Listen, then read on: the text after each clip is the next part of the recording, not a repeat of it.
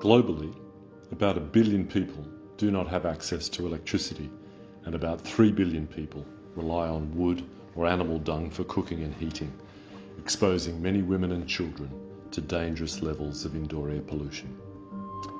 Could the use of renewable energy sources like the wind and the sun be the pathway humans must take to ensure access to affordable, reliable, sustainable and modern energy for all?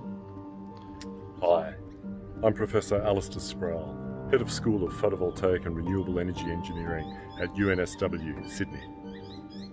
You may have heard people dismissing renewable energy by saying, but what if the sun doesn't shine and the wind doesn't blow? The question of intermittency is a good one to ask, but fortunately, there are many solutions. In many parts of the world, wind and solar energy are often complementary, so when it isn't sunny, the wind is blowing, and vice versa. Also, storage of energy is increasingly becoming cost-effective. For small-scale systems, we can use batteries, and for large-scale systems, off-river pumped hydroelectric storage. In addition, for modern electricity networks, there are a lot of interconnections over vast distances. So, in Australia, for example, we can share solar, wind and hydroelectricity all the way from Cairns to Hobart and Adelaide, as well as all the major cities and towns in between, utilising 40,000 kilometres of transmission lines and cables. In 2007, hydroelectricity was essentially the only source of renewable energy in Australia and accounted for 6% of the nation's electricity. In 2019, the contribution from renewables has grown to 23%, with dramatic increases in solar photovoltaics and wind, both of which saw increases of 8 percentage points. The costs of photovoltaics and wind are reducing dramatically. For example, photovoltaics has seen a reduction in cost of 10 percentage points every year over the past 10 years. Renewable energy, such as photovoltaics and wind especially, is now in many parts of the world the lowest cost option for generating electricity.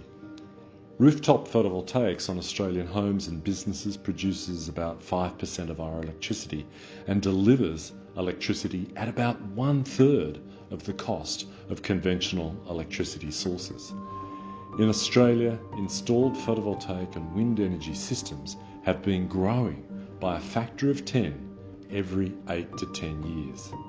In Australia, all electricity consumption today is about the same as it was 10 years ago, despite our increasing population and our increasing use of electrical devices.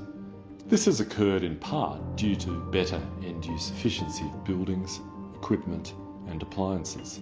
And as a result, Australia's electricity consumption today is 20% below what it would have been without energy efficiency. The great news about the revolution we are seeing in low-cost photovoltaics and efficient appliances such as LED lighting is that these technologies can be delivered at any scale. In responding to the challenge of climate change, University of New South Wales will source 100% of its electricity from a solar farm in Balranald in western New South Wales. The solar farm will be operational in June 2020. It's an exciting time in solar energy because we've come a long way from the laboratory to building solar farms like this. These solar farms are now producing electricity cheaper than coal and gas, and so this is just the beginning.